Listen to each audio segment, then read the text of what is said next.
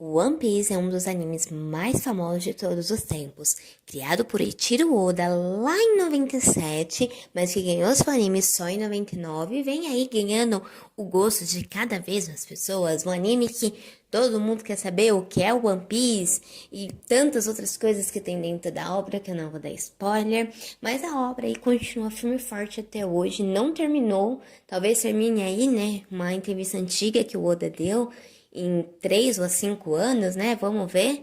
Ainda faltam pelo menos alguns anos para terminar One Piece. E hoje eu vou aqui contar um pouquinho para vocês sobre os almirantes da Marinha, né? Curiosidades sobre eles. Sobre o que são os que entraram depois do time skip, os que estavam antes. Então fica ligado aqui comigo. Não se esqueçam de curtir, comentar e compartilhar. E roda a vinheta.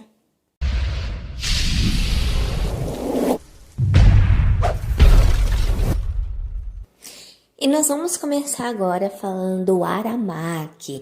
Ele, juntamente com o Fujitora, entrou ali depois do time skip como almirante. Ou seja, quando o Aokiji e o Akainu, o Aokiji saiu da marinha e o Akainu se tornou almirante de frota, o Aramaki, mais conhecido aí como Touro Verde ou Ryokugyu, entrou como almirante. Ele que é portador de uma fruta Logia, a fruta Morimori no Mi, mais conhecida aqui no Brasil como a fruta da floresta. Nós não temos ainda muita informação assim sobre o Ryokugyu, porque ele foi mostrado muito pouco no anime, né? E foi mostrado um pouquinho mais no mangá ali, quando ele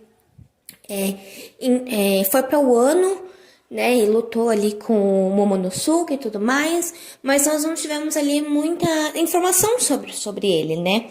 Nós sabemos ali que o Shanks, mesmo de muito longe, conseguiu assustar, né, o Touro Verde somente com seu haki, né, com o haki do rei, mesmo estando longe, o Shanks conseguiu assustar ele. Ele até falou ali não quero brigar agora. O pessoal ficou meio sem entender o que estava acontecendo. E foi isso. Nós não temos, assim, muita informação sobre ele, como nós temos sobre o Fujitora, o Akainu, o Aokiji. Mas eu creio aí que durante a obra, o Ryokugyu, ele vai ter uma participação muito maior, né? Talvez um arco agora, né? Dando um spoilerzinho aqui. Agora nós estamos no arco no mangá de Egghead. Né? Então, um arco muito bom, né? No anime ainda não chegou, mas eu acho que depois do arco de Egghead, o Ryokugyu ele vai começar a ser mais introduzido, mais trabalhado ali durante a obra, assim como o Fujitora, né? Que são os dois que entraram ali depois do time skip.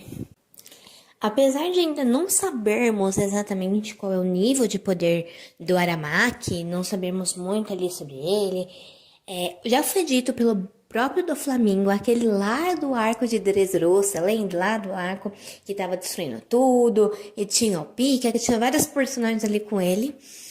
O próprio do Flamingo, que agora está preso, ele falou que o Aramaki, o nível de poder do Aramaki, ele é o nível de poder de um monstro.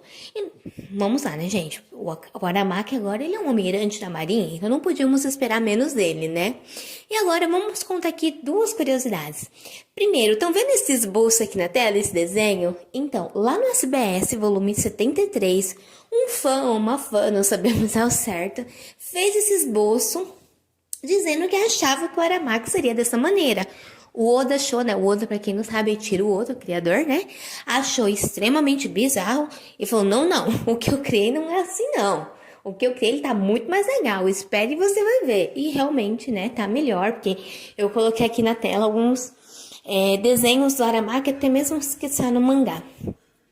E outra curiosidade, né, é que o nome Touro Verde, né, o Fujitora que entrou junto com o Aramaki, ele também tem o nome de Tigre Roxo e o Aramaki Touro Verde.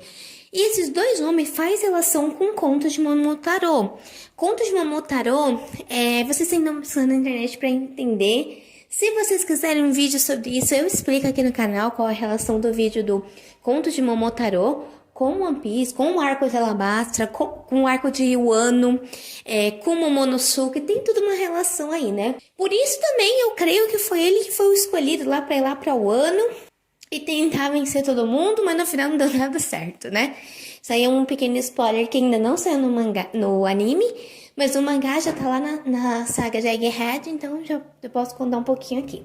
E agora nós vamos pro segundo almirante que entrou depois do time skip, que é quem? O Fujitora, mais conhecido aí como Toro Roxo, né? E agora vamos falar aqui um pouquinho mais dele, assim como nós falamos do Aramaki. E agora vamos falar de quem? Do Sho. Ah, Saki, mas você não ia falar do Fujitora? É a mesma pessoa, gente. O nome mesmo dele é Sho. Só que assim como o nome é Aramaki e o pseudônimo Ryukou-gyo, que é o Toro Verde, nós temos o Sho com o pseudônimo Fujitora, que eu prefiro Fujitora. Mais conhecido aí também como Tigre Roxo em português. Ele, pra quem não se lembra dele, lá no arco de Dressrosa, lá no final, ele é aquele cara que possui a paramécia Zushi no Mi, mais conhecida como a fruta da gravidade, aquele que quase trouxe um meteoro pra Terra, que tava ali na luta com Luffy, com Zoro, e aquela coisa toda acontecendo, e aí meio que ele gostou do Luffy e falou assim, não, eu gostei desse menino, eu vou deixar ele fugir. A ordem pra ele entrou depois do time skip, sendo assim, o Akainu, ele já tinha deixado de ser um almirante de frota e tomou o lugar do Sengoku, virando como o mais top ali da frota, né? Então ele já não era mais almirante, agora ele era almirante de frota. E ele, como almirante de frota, falou pro Fujitora que ele tinha que ir lá e capturar a Monk de Luffy. O que o Fujitora fez? Falou, não, gostei desse menino aqui, não vou, não vou capturar. E o Fujitora, ele é muito disso. Ele vai muito contra os dogmas do governo de justiça absoluta. Não, ele não é assim. Ele não gosta de corrupção. Tanto é que foi graças a ele que teve a abolição dos Shichibukais, ou seja, tinha aqueles marinheiros ali, o Mihawk, o Doflamingo, a Boa Hancock, que eles eram ali protegidos do governo, né? Eles podiam fazer o que ele bem queria, tanto é que o Doflamingo fez o que fez em Dressrosa. E o Fujitora falou assim, não, eu vou usar o meu cargo de almirante e vou acabar com essa palhaçada toda.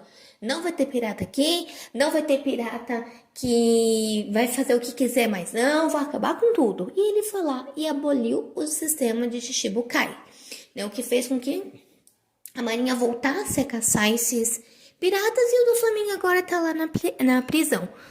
O Fujitora, ele é tão contra esses dogmas de justiça absoluta, de pirata, vamos parafrasear aqui, né? Pirata bom é pirata preso, pirata morto. Ele é tão contra isso que ele se cegou há muitos anos atrás para não ver essa corrupção do mundo, essa maldade do mundo. Ele fez isso porque ele é realmente muito contra esse tipo de coisa. Ele quer uma justiça, mas uma justiça da maneira correta. Né? Se um pirata, ele tá fazendo mais pelos cidadãos, mais para uma cidade do que a própria marinha, por que matar ele? Por que assassinar um pirata? Claro que tem muitos que tem que ser preso mesmo. Mas para que fazer isso com alguém que, teoricamente, né, tá ajudando ali a marinha? Se o Luffy não tivesse chegado em Dressrosa, por quanto tempo o Doflamingo ia ficar lá no comando monopolizando todo mundo? Não se sabe. Além do Luffy lá derrotar o Doflamingo, ele expôs todo o esquema. Então, o Luffy, para Fujitora, é considerado um pirata que não merece morrer. Tanto é que ele deixou o Luffy fugir, porque o Luffy não tinha a menor condição, né? A tripulação, os Mugiwaras, não tinha a menor condição de ganhar ali do Fujitora. O cara traz o meteoro pra terra, não tinha como eles ganhar. Mas mesmo assim, ele deixou o Luffy fugir porque ele viu que o Luffy e a tripulação dele eram pessoas boas, que não mereciam morrer simplesmente porque se diziam, porque são piratas. Deem uma olhada agora aqui na tela. Estão vendo essa frase que tá aparecendo? Essa foi a frase que o Fujitora usou. Só pra vocês terem uma ideia do senso de justiça dele. Assim, pra mim o Fujitora de longe é o melhor almirante que tem na marinha. Porque ele segue as leis, mas até determinado ponto, digamos assim.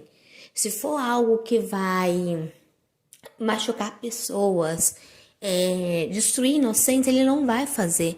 Ao ponto que lá em Dressrosa, quando ele ficou sabendo tudo que o Don Quixote do Flamengo fez, tudo que eles destruíram, tudo que ele fez, ele se ajoelhou perante o rei de Dressrosa, o pai da Vivi, e pediu perdão em nome da Marinha, em nome do governo mundial, pela incapacidade deles de conseguir ver e conseguir entender o que estava acontecendo. Então, assim, de longe, para mim, o Fugitora é o melhor almirante que tem na Marinha. Assim, ele tem um senso de justiça, ele quer ajudar as pessoas.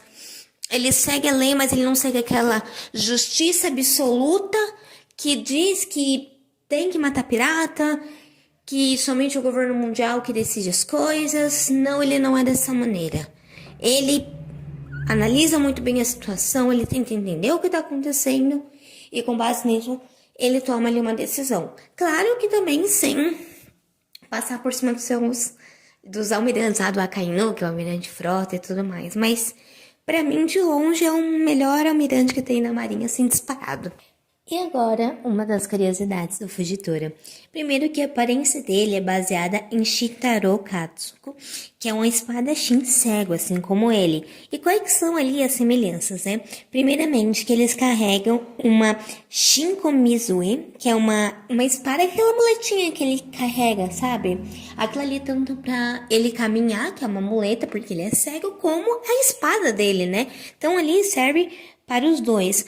Os dois usam também a espada de maneira bem semelhante ali quando eles vão lutar, a maneira deles lutar é semelhante.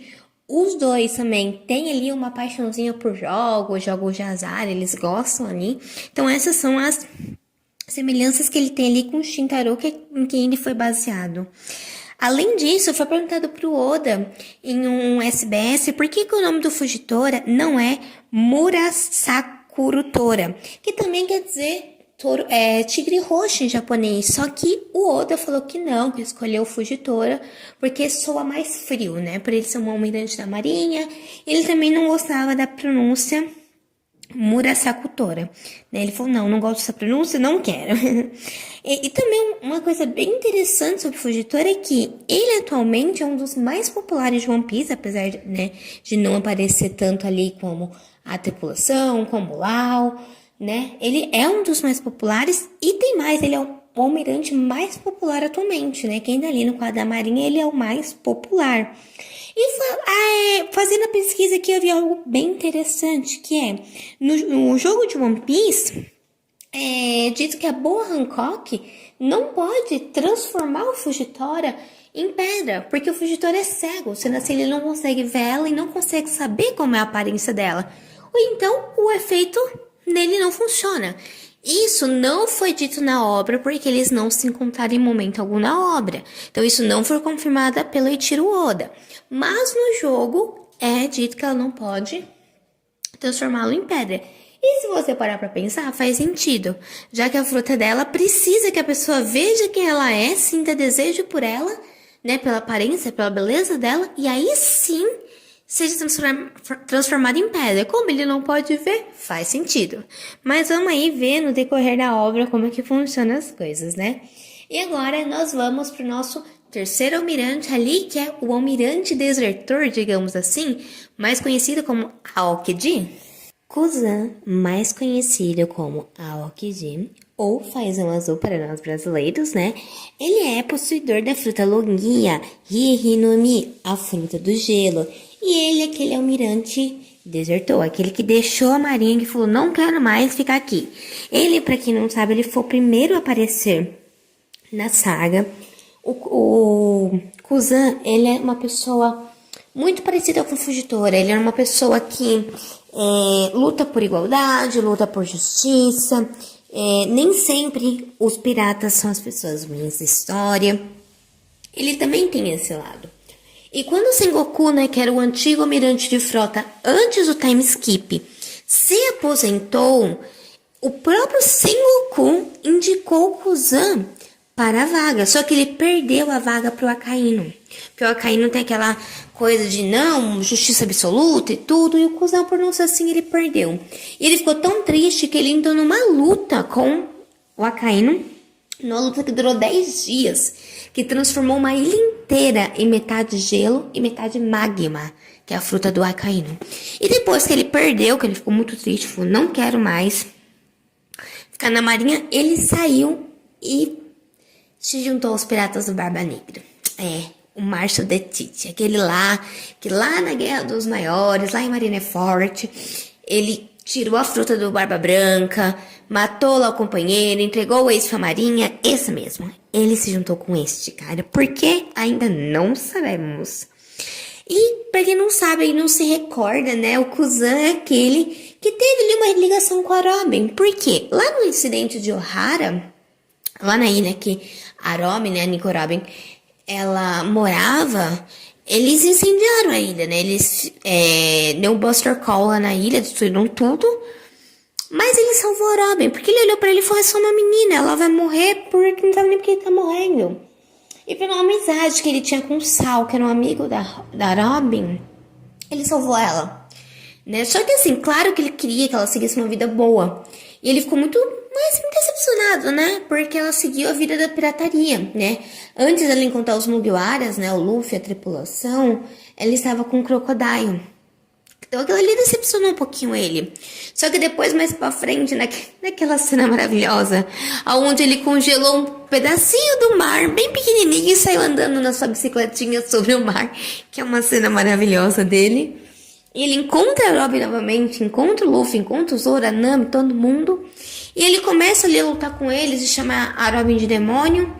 E ele fica feliz porque os Mugiwaras, independente de saber ou não do passado da Robin, eles queriam ela como companheira. Eles salvaram ela, ajudaram ela, queriam ela como companheira.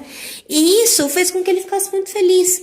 Tipo assim, não feliz, mas tipo, ele se sentiu mais aliviado, que ele encontrou companheiros que verdadeiramente gostavam dela, que não queriam estar usando ela porque ela sabe ler ponegrifes. Não, que simplesmente gostavam dela e queriam estar ali, que era a vida por ela e ajudar ela e pronto, acabou.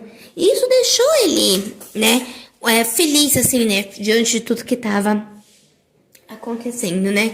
Só que eu não sei ainda se ele se juntar ali com a Marinha foi uma coisa muito, muito legal, né? Eu acho que ele, com a Marinha não, com os Piratas Barba Negra. Não sei se foi muito legal, acho que ele tinha que desertar ali da Marinha mesmo, mas se juntar ao Barba Negra, não sei.